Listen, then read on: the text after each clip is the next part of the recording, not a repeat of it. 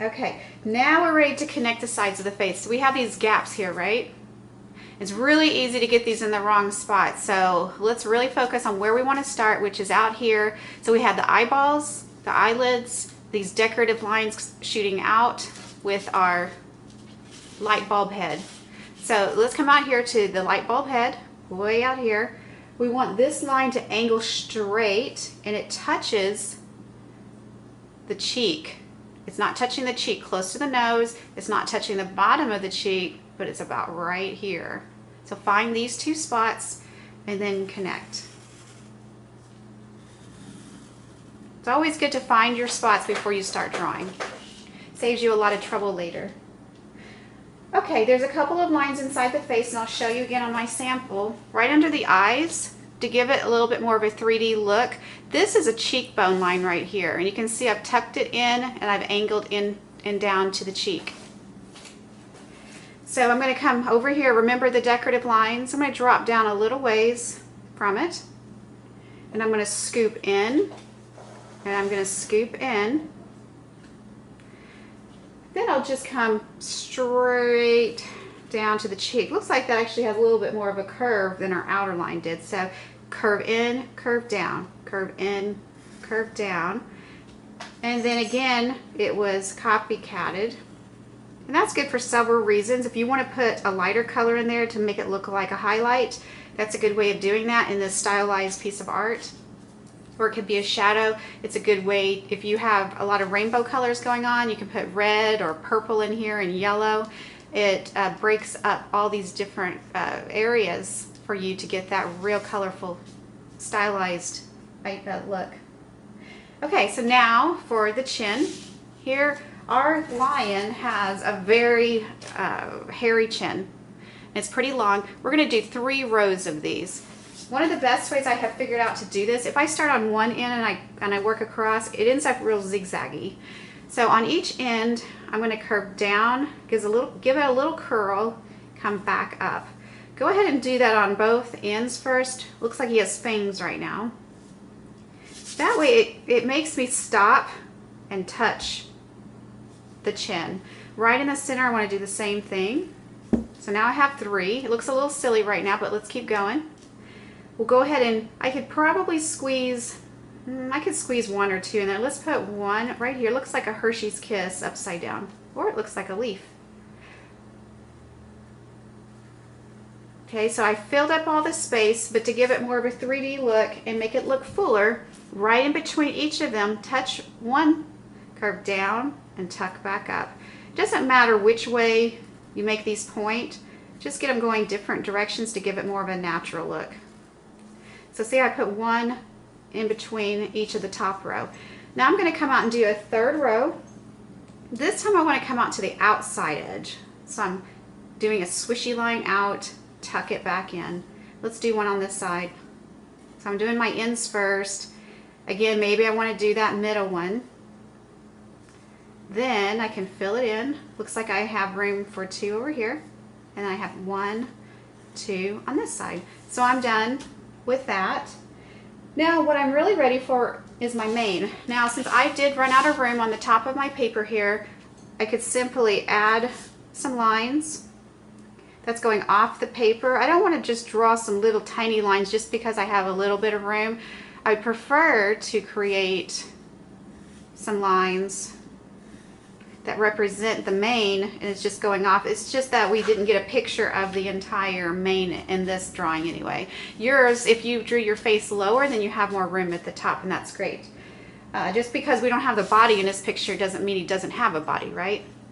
Okay, so the mane on the sides, same thing as the beard. We're actually going to do a few pieces and then we'll fill in the gaps. So right here where the ear meets the head, I'm going to draw this wavy line coming out like a roller coaster. I'm going to copycat it back just a little, so see how it creates a nice point? Then I'll widen it out. Over here I can do the same thing. I'm going to touch the ear. Now I kind of want these to be different, at least this time. So I have 1 on each side. I'm going to come down lower off of the chin. It's a wavy roller coaster line. Come back in. Wavy roller coaster line. Come back in. Now I'm going to fill in between the two. And you don't have to worry about filling in the gap right next to getting them real tucked in together, because we can put more in between.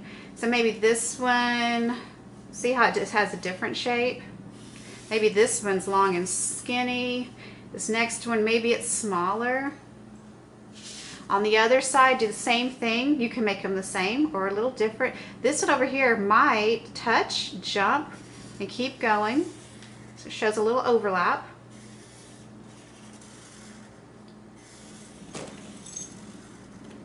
So these are probably my biggest ones so far. I can do some more at the bottom. So here's one on each side. Then I can fill in the gaps in between. Here's a gap. Touch the side, curve down and back up to the other. Same thing with this side here. I have a gap. See these two pieces of fur?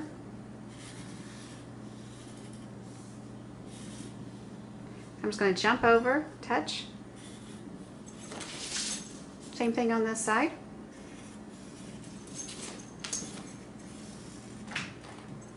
Looks like I have filled in a lot of the gaps. You can tell this one goes back behind.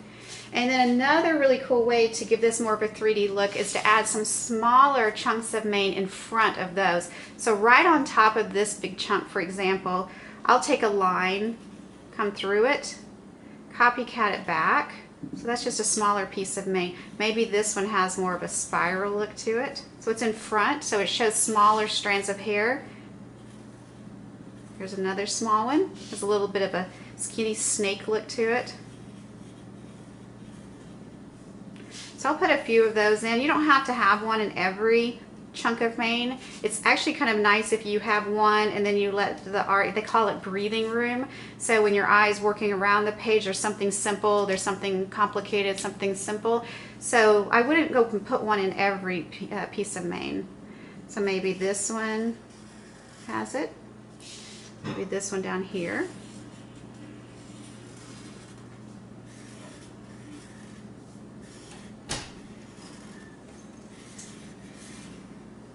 And then the last thing I can do is add some designs inside a few chunks of the mane. I could do polka dots or zigzags or slanted lines. So maybe here I want to do polka dots. This polka dot is touching the side. Maybe this one's full. This one's touching the side. Maybe I want slanted lines. I like to put round designs next to straight lines. So maybe over here I wouldn't want to put another circular pattern. I'd want to do maybe a zigzag here. And each time I do my zigzag, I didn't touch there. I would have liked to have.